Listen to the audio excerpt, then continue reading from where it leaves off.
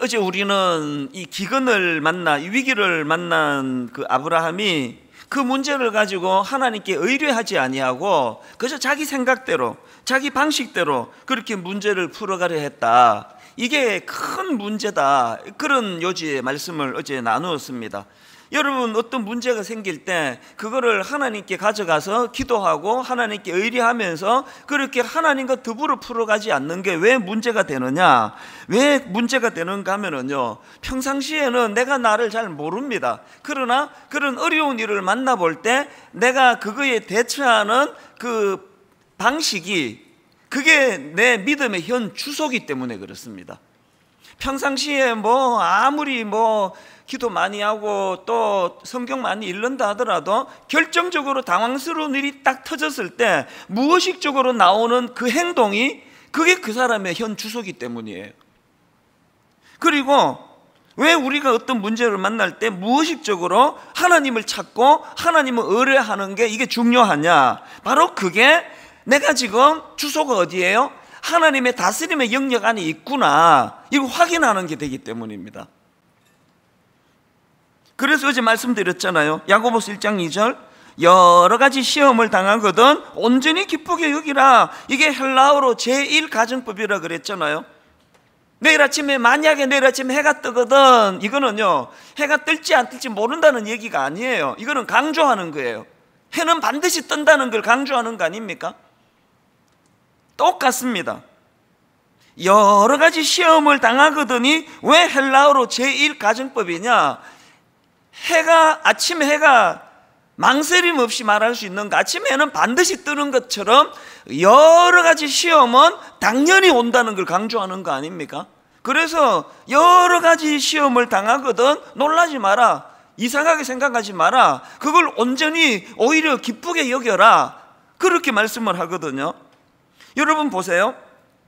우리가 일상생활 가운데 그 여러 가지 시험이 아침에 해가 뜨는 것이 확실하듯이 여러 가지 시험이 내 인생에 찾아오는 건 이거는 확실한 일이다.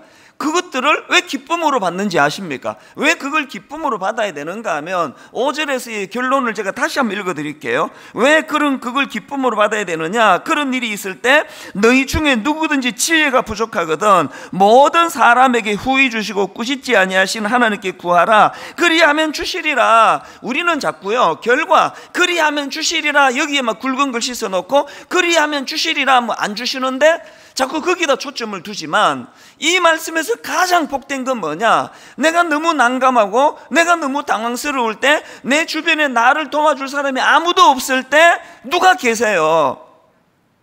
하나님께 구하라. 그 구할 대상이 있다는 거예요. 여러분, 아침에 해가 뜨는 것이 너무나 주저함 없이 당연한 진리라고 말하는 것처럼 우리 인생에서 날마다 찾아오는 어려움이 있고 우리 인생에서 날마다 고난이 찾아오면 그걸 왜 기쁘게 여기느냐? 그 순간마다 하나님이 내 아버지신 걸 확인할 수 있거든요. 이게 얼마나 복된 일입니까? 자꾸 우리는 하나님께는 그냥 작은 글 실어 쓰고 주시리라, 구하면 주시리라 여기에만 초점을 두는데요, 구하는 대로 다 주시는 그 신이라면 그분은 내 아버지가 아니에요. 여러분 자식 구하는 대로 다 안 주시잖아요.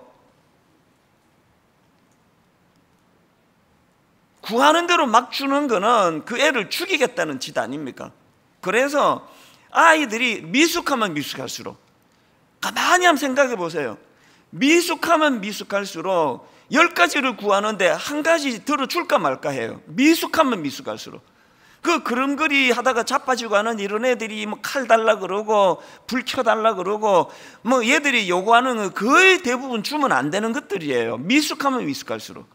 그래서 구하면 주시리라는 이 광의적인 말씀을 미숙하면 미숙할수록 응답하지 않는 응답으로 받으셔야 되는 거거든요. 그래서 구하면 주신다는 걸 알라딘의 마술 램프처럼 쓱쓱쓱 문지르면 펑 이런 게 신앙이 아니고요, 여기에 초점은 아버지예요. 아버지.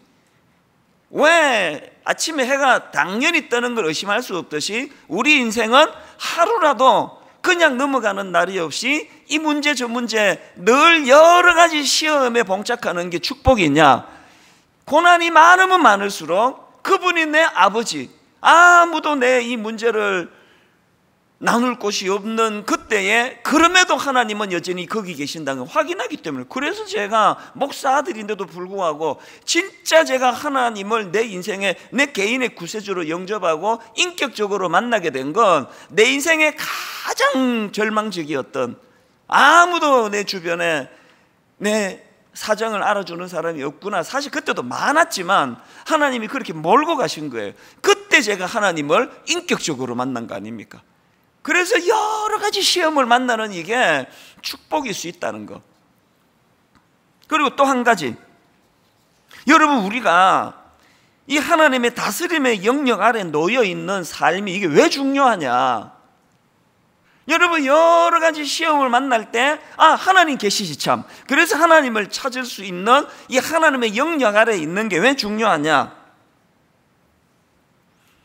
우리가요, 이 하나님의 다스림의 영역 아래 있을 때야만 내 삶의 내 내면 세계가 정돈이 되기 때문에, 오늘 본문에서 제가 이 아브라함을 통해서 이제 왜 이런 서론의 말씀을 제가 드리는가 하면은요, 어제 살펴본 것처럼 아브라함이 창세기 12장 10절 그 땅에 기근이 들었으므로 아브라함이 애굽에 거류하려고 그리로 내려갔으니 이는 그 땅에 기근이 심하였습니다. 아브라함이 기근을 만났을 때 그 문제를 하나님께 의뢰하지 아니하고 자기 방식대로 풀어나갔다, 그 말씀을 드렸잖아요. 그랬더니 눈에 두드러지는 두 가지 열매 어제 나누었죠. 하나는 두려움이었고 하나는 거짓이었다. 우리 내면 안에 우리가 기계가 아니기 때문에 난 두려움이 하나도 없어요 그러면요, 그거는 거짓말쟁이에요.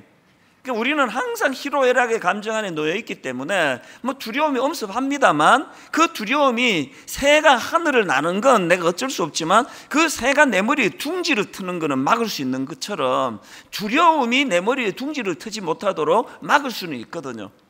그래서 그 내면에 두려움이 많은가, 내 내면에 거짓이 많은가, 이것들을 항상 점검해야 되는데요, 여러분, 오늘 제가 드리고 싶은 포인트는 이런 두드러지는 악한 열매 말고도요, 스물스물 기어오르는 이 악한 하나님의 영역 아래 내가 있지 않다는 걸 드러내게 하는 그런 악한 증거가 하나 있습니다. 그게 오늘 저는 아브라함에게서 발견하는데, 자, 그게 뭐냐? 자, 오늘 본문 창세기 12장 13절을 보십시오. 아브라함이 자기 아내에게 이런 말을 합니다. 원하건대 그대는 나의 누이라 하라. 그러면 내가 그대로 말미암아 안전하고 내 목숨이 그대로 말미암아 보존되리라 하니라. 여기 나오는 이 안전하고, 이게 히브리어로 야타브라는 단어거든요. 이 야타브라는 이 단어는 안전하라는 뜻, 안전하다라는 뜻도 있지만요, 잘되다, 성공하다, 이런 뜻을 가진 단어예요. 그래서 새번역 성경이 이걸 잘 반영하여 번역한 성경입니다. 13절을 새번역으로 보십시오. 아브라함이 자기 아내한테 이렇게 이야기합니다. 그러므로 당신은 나의 누이라고 하시오. 그 다음 보세요. 그렇게 하여야 내가 당신 덕분에 대접을 잘 받고, 그리하여야 내가 당신 덕분에 대접을 잘 받고 또 당신 덕분에 이 목숨도 부지할 수 있을 거예요. 우리는요, 뒤에 것만 강조된 그런 생각을 하고 있습니다. 속인 이유는 목숨을 부지하기 위해서단데요, 이게 원어적으로 내용을 보니까 목숨도 부지할 수 있을 거요 앞에 있는 더 먼저 나왔던 게 그렇게 하여야 내가 당신 덕분에 대접을 잘 받고, 뭔지 아시겠죠 여러분? 아내를 이용하려는 이기적인 태도가 스물스물 올라오고 있는 거예요. 그리고 실제로 16절에 보면은 아브라함이 원했던 대로 아내를 이용해서 잘 살게 됩니다. 16절을 보십시오. 이에 바로가 그로 말미암아, 그가 누굽니까? 자기 아내예요. 그로 말미암아 아브라함을 후대함으로 아브라함이 양과 소와 노비와 암수 나귀와 낙타를 얻었더라. 이거 왜 이렇게 강조했을까요? 그냥 이에 바로가 그로 말미암아 아브라함을 후대함으로 많은 재물을 얻었더라 이러면 되는 걸 왜 하나하나 이렇게 구체적으로 여기에다 적시했을까요? 아브라함이 양과 소와 노비와 암수나귀와 낙타를 얻었는데 왜 이걸 기록했습니까? 그로 말미암아, 그로 말미암아. 지금 이 거래가 느껴지지 않으세요? 하나님의 영역을 벗어나면은 두드러지게 드러나는 두 가지 두려움이라는 악한 열매, 거짓이라는 악한 열매도 있지만 사실은 더 무서운 건 겉으로는 드러나지 않지만 스물스물 내 안에서 기어오르는 이기적인 태도, 탐욕적인 태도. 아니 어떻게 여러분, 철없는 20대 때는 잘생긴 남자랑 결혼해갖고 막 돈 많은 남자랑 결혼해갖고 막 아주 예쁜 여자랑 결혼해갖고 의시되면서 막 능력 있는 여자 만나가지고 내가 잘 살아야지 이런 생각하는 건 그건 귀엽게 봐줄 수 있는데, 어떻게 여러분 50이 되고 60이 되면서 내 존재가 내 아내에게 나는 어떤 사람일까? 이런 고민을 해야 되는 건데, 결혼했더니 이게 알고 봤더니 이거 친정에 돈 하나도 없고 이런 생각을 한다면 그건 그리스도인의 모습이 아니잖아요.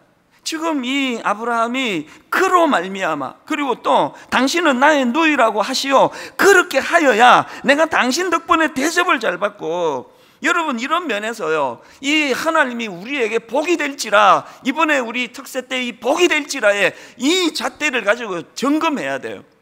이 아브라함과 같은 이런 이기적이고 스물스물 이런 어떤 그 탐욕적인 생각이 올라온다면 지금 여러분 적신호예요. 이게 지금 하나님의 영역을 자꾸 벗어나 있는 겁니다. 그래서 저는 오늘 이런 의미에서요, 우리의 내면을 점검해야 됩니다. 내 내면에 두려움이 많은가? 통제되지 않는 두려움에 내가 빠져 있는가?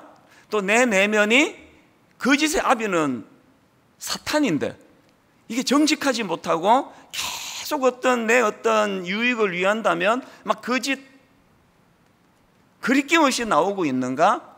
이 두 가지도 점검해야 되지만 더 중요한 것, 내 내면의 이 본능, 날 위하는 마음이야. 그 본능인데 누군들 그거를 완벽하게 우리가 다스릴 수 있느냐고요. 그러나 늘 하나님의 영역 아래에서 하나님의 인도하심을 따라 살아가는 자들에게는 아브라함이 오늘 본문에서 보여주는 이런 부끄러운, 이게 얼마나 딴 거 다 떠나서 이게 얼마나 이게 추합니까? 이게 얼마나 추하냐고, 아브라함이.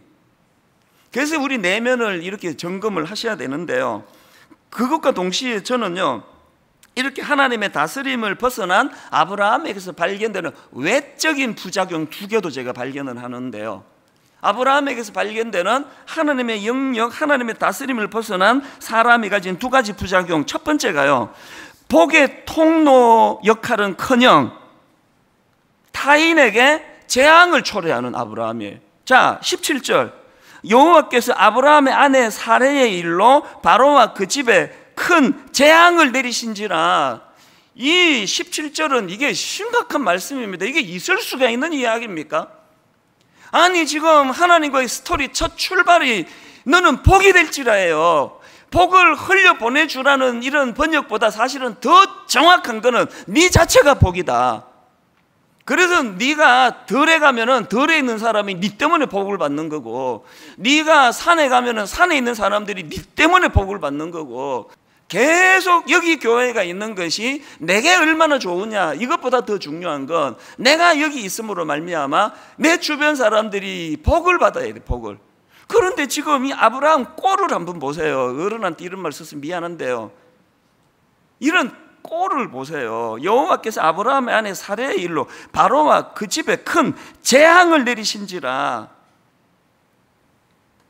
이 복의 통로가 되라 그랬더니 완전 짐덩어리가 돼버렸어. 짐덩어리가. 이게 첫 번째 문제고요. 그리고 또 하나, 두 번째, 이방인에게 꾸지람 듣는 비참한 수치를 겪고 있습니다. 18절, 바로가 아브라함을 불러서 이르되, 우리말에는 이렇게 점잖하게 표현했는데요, 세번역 성경으로 보니까 바로가 아브라함을 불러서 꾸짖었다로 되어 있습니다. 꾸짖으려고 부른 거예요. 자, 어떤 내용이냐 보십시오. 18절 19절, 바로가 아브라함을 불러서 이르되 네가 어찌하여 나에게 이렇게 행하였느냐? 네가 어찌하여 그를 네 아내라고 내게 말하지 아니하였느냐? 네가 어찌 그를 누이라 하여 내게 그를 데려다가 아내를 삼게 하였느냐? 여기 보니까요, 막 세 번에 걸쳐가지고 그냥 반복해서 직격탄을 날리고 있는데, 재밌는 게요, 아브라함의 반응이 없습니다. 한마디도 없습니다. 이걸 뭐라 그러죠? 사자성어로 유구무원이에요. 입은 달려 있는데 할 말이 없는 거예요. 여러분, 이 장면을 저는 상상할 때마다 가슴이 아픕니다. 여러분, 우리가요 하나님의 영역을 이탈하면 그 존재가 문제가 아니에요. 믿음의 조상이라고 하는 아브라함이라 할지라도 세상 사람 바로에게 꾸지람을 듣고 유구무원, 그 말이 다 맞기 때문에 한마디도 변명을 못하는 상태. 그래서 저는 오늘 가장 초라하고 어떤 면에서는 아브라함 생애 가운데 가장 비참했던 순간 중에 하나인데, 아까 말씀드렸죠, 야고보서 1장 2절 말씀 가지고요 여러 가지 시험을 만나면 오히려 기쁘게 여길 이유를 저는 여기서 발견해요. 아브라함에게 가장 비참할 때, 아브라함에게 가장 수치스럽고 답이 나오지 않아요. 유구무원, 뭐라고 뭐 어떻게 해결할 수 없는 그 절망적인 상황이 사실은 아브라함에게 가장 낙관적이고 가장 희망적이고 가장 회복이 도래하고 있음을 알 수 있는 상황이라는, 이게 오늘 우리의 희망입니다. 이걸 제가 풀어드릴게요. 제가 오늘 주목해야 될 포인트가 이거라고 생각하는데요, 이제 자기 힘으로는 어떻게 수습이 안 되는 유구무원의 상태에서 어떻게 회복이 일어났나. 여러분, 이 위기 상황에서 회복을 위한 두 가지 조건이 있다는, 이게 선이라고 제가 강조해서 그 이름을 붙여봤습니다. 두 가지, 이 위기 상황을 극복하는 두 가지 조건 중에 첫 번째가 선, 먼저 선자예요. 선, 하나님의 개입하심이에요. 오늘 보면 17절, 여호와께서 아브라함의 아내 사레의 일로 바로와 그 집에 큰 재앙을 내리신지라. 이 17절로부터 시작해서 하나님의 수습이 시작이 되세요. 근데 여러분, 이게 참 아이러니한 게 뭐냐 하면은요, 이 본문에 제가 흥미롭게 생각하는 게, 지금 아브라함이 추할 대로 추해진 그 모든 상황은요 하나님이 개입하셨기 때문에 생긴 일이에요. 하나님이 개입 안 하셨으면요 아브라함이 인간적으로 원하는 거 다 됐습니다. 그 수많은 가축을 선물로 받고 떵떵거리며 살았을 거예요. 그런데 하나님의 개입하심으로 말미암아 바로와 그 집에 재앙을 내리셨기 때문에 아브라함에게 그래서 수치가 온 거예요. 이 굉장한 아이러니예요. 아브라함 입장에서 하나님의 개입하심이 되게 힘들어요. 불편해요. 아니, 좀 내버려 두시지 왜. 너무 이 아이러니한 이 모습이요, 이게 진짜 이게 복이 되기 위한 중요한 조건이에요. 아브라함 입장에서 하나님이 개입해서 일을 그르쳤어요. 일을 망쳐버렸습니다. 수치를 당하는 자리에 빠지게 되고. 그런데 여러분, 아브라함의 계획이 그저 목숨 건지고 오히려 부자가 되어서 잘 먹고 잘 살았더란다, 이렇게 끝날 수 있는 사건에 하나님이 개입하시는 불편한 일을 초래했는데요. 그런데 여러분, 이게 사실은 가장 큰 하나님의 축복이라는 게, 제가 이 말씀을 묵상하다가 여러분이 너무나 잘 아시는 로마서 1장 21절 말씀이 떠오르는 겁니다. 하나님을 알되 하나님을 영화롭게도 아니하며 감사하지도 아니하고 오히려 그 생각이 허망하여지며 미련한 마음이 어두워졌나니 스스로 지혜 있다 하나 어리석게 되어 썩어지지 아니하는 하나님의 영광을 썩어질 사람과 새와 짐승과 기어다니는 동물 모양의 우상으로 바꾸었느니라. 그 다음 24절, 그러므로 하나님께서 그들을 마음의 정욕대로 더러움에 내버려 두사. 아브라함이 원했던 게 이겁니까? 더러움에 내버려 두는 상태?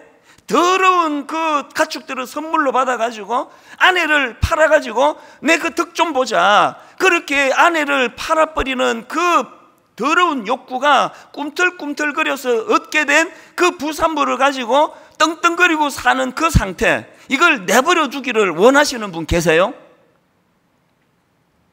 그 다음 28절도 마찬가지 아닙니까? 또한 그들이 마음에 하나님 두기를 싫어하며 하나님께서 그들을 그 상실한 마음대로 내버려 두사, 그 상실한 마음대로 내버려 두사 합당하지 못한 일을 하게 하셨으니, 이게 세상의 강력한 특징이라면요, 십자가 보혈로 하나님의 자녀된 우리는 결정적으로 이거 아셔야 돼요. 절대로 내버려 두시지 않는 하나님, 절대로 방치하지 않으시는 하나님. 비록 그 일이 아브라함을 일시적으로 수치에 빠뜨리고 비록 그 일이 아브라함에게는 평생의 치욕의 순간이 된다 할지라도 망설임 없이 개입하시는 하나님, 이게 축복인 줄 믿으시기를 바랍니다.